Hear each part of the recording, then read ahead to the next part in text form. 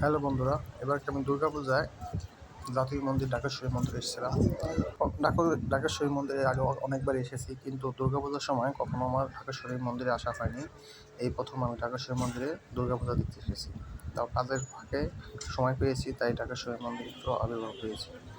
এই পূজা মন্দিরে অনেক ভক্তজন আগমন হয়।